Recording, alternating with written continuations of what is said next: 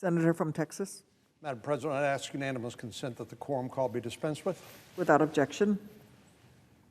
Madam President, during the immediate past recess, the bipartisan conference committee negotiations over the U.S. Innovation and Competition Act, otherwise known as USICA, have officially come to a screeching halt. It's been more than a year since the Senate actually passed this bill. More than a year. 8 months later, House Democrats passed their own partisan bill, which looked more like the failed Build Back Broke agenda rather than a serious attempt to protect our national security by countering the Chinese threat. And earlier this summer, a conference committee was appointed and began negotiating a compromise bill that would finally fund the CHIPS Act and make other critical investments in our national security and competitiveness. Of course, the CHIPS Act was designed to try to bring back on shore American manufacturing of advanced semiconductors, which I'll talk more about in a moment. But with the CHIPS funding on the 5-yard line, the majority leader, the senator from New York, has tossed a grenade into the end zone. And why would you possibly jeopardize such an important national security priority? Apparently, so Democrats can try to, yet again, pass their unpopular social welfare bill that doesn't even appear to have universal Democratic support. Forget the bipartisan bill to safeguard our national security. Forget common sense safeguards to protect our most critical supply chains. Forget new American manufacturing jobs and big investments in states all across the country. Senator Schumer has chosen to revive the Build Back Broke bill because we're just months from an election where polls suggest that his party is going to get swept out of control and that instead of majority leader, he will become the minority leader. So let's take a moment to recall how we happened to get here. More than 2 years ago, Congress began working to bolster domestic semiconductor manufacturing and address a major supply chain vulnerability. Semiconductors or microcircuits underpin all of the modern technology we depend upon every day. Cell phones in our pockets, the cars in our driveways, the tractors our farmers drive, and missile systems that our troops use abroad. Chips keep us safe, they keep us connected, and they ensure that we have fresh food, clean water, and a way to get to work every day. The U.S. relies on strong supplies of semiconductors, and we lead the way in chip design. But here's the kicker. While we lead the way in chip design, we outsource the actual manufacturing abroad. That's right. We manufacture none of the world's most advanced chips. 0.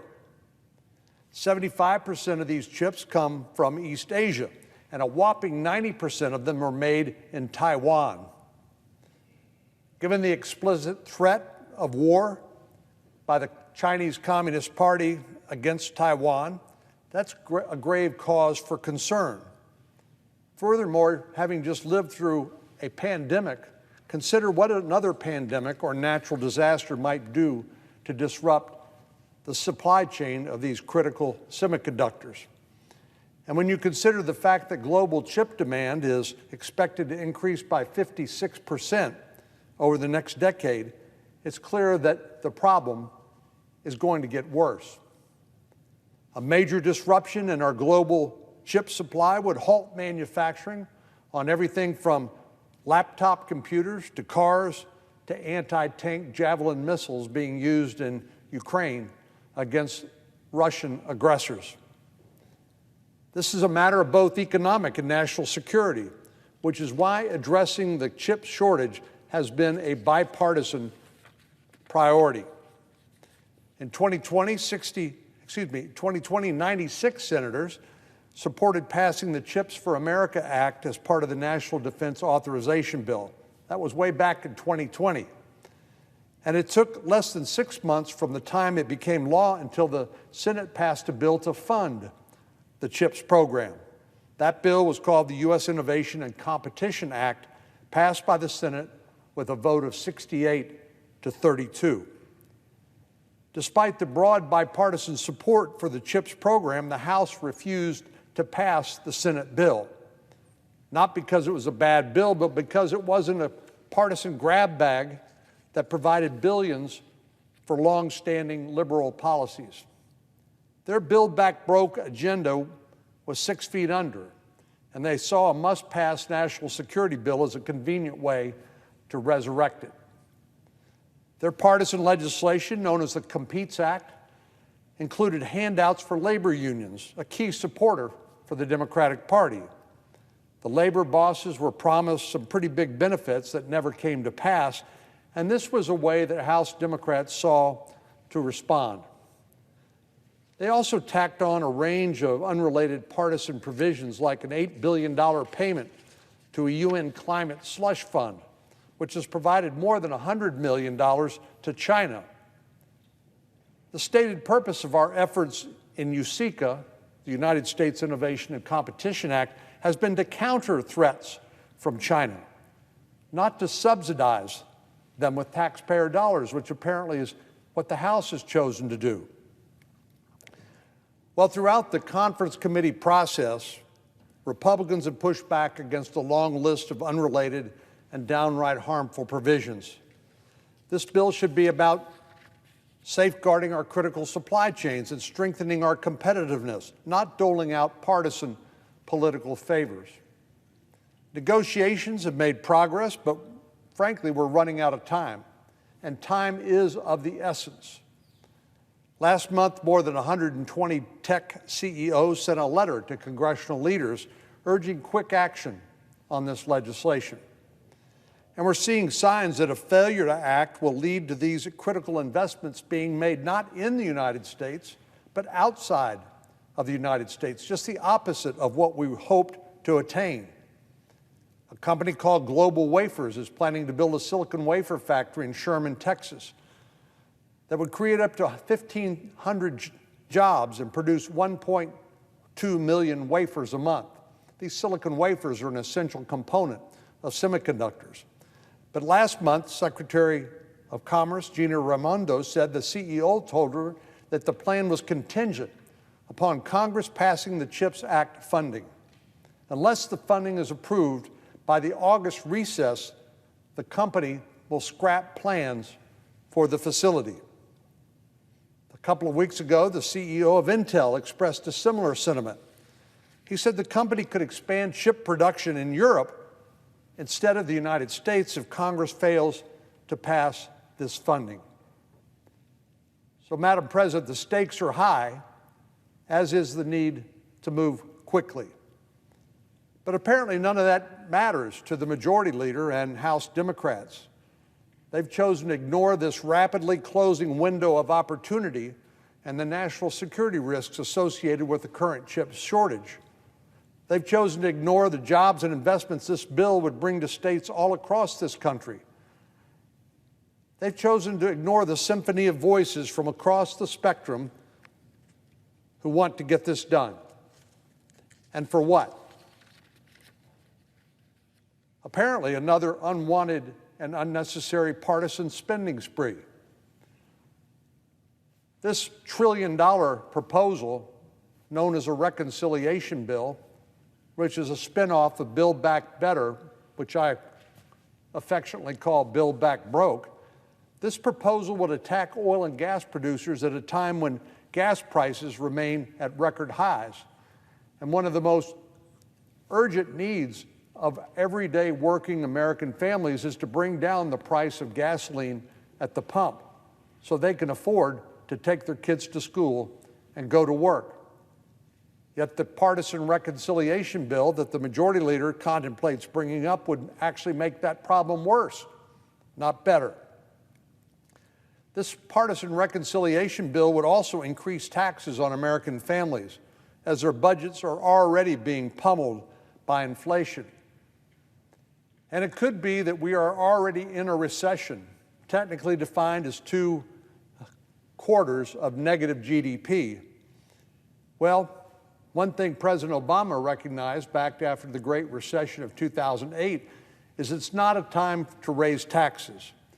And apparently, the current Biden administration did not learn that lesson, nor did the majority leader. This bill would simply make inflation worse, not better.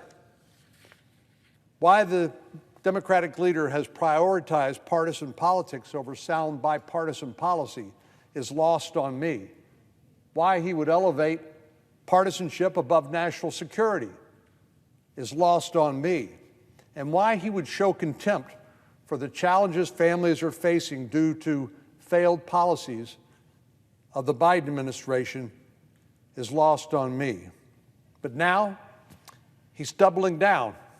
His decision to pursue this partisan reconciliation bill won't just hurt families, it risks our ability to pass critical CHIPS funding on a timely basis. To reiterate the words of the Republican leader, there will be no bipartisan USICA as long as Democrats are pursuing their reckless tax and spending agenda. Our Democratic colleagues cannot spend their mornings working on a purely partisan spending spree for the next 4 weeks and expect Republicans to work with them on a bipartisan bill in the afternoon. We simply don't have time for these antics. Bipartisan conference negotiations require compromise and confidence that the person sitting across the table from you is negotiating in good faith. Senator Schumer's tactics have jeopardized the good faith that has driven this process up until now. From the beginning, what was originally known as endless frontiers to now the U.S. Innovation and Competition Act, or USICA, this has been a big bipartisan effort. 2 years ago, I introduced the CHIPS for America Act with Senator Warner, the chairman of the Senate Intelligence Committee on which I sit, and a Democrat. We've worked in good faith to get it signed into law as part of the National Defense Reauthorization Act, and we all worked together, 68 of us, to make sure that the bill was funded through the bipartisan U.S. Innovation and Competition Act. And more recently, I've been trying to help broker an agreement that can get this bill signed into law as part of the conference committee process. My desire to fund the CHIPS Act has not changed, but Senator Schumer's choices have taken an already difficult job and made it nearly impossible. He's trying to turn what has been a bipartisan process into a partisan exercise. Madam President, I hope the Democratic leader will reconsider and will abandon his partisan spending spree so that we can spend the next 3 weeks passing the CHIPS funding as part of the USICA with broad bipartisan support. This is a matter of national security and economic competitiveness, and it should not become a victim of partisan games. Madam President, I yield the floor. The clerk will call the roll. Ms. Baldwin.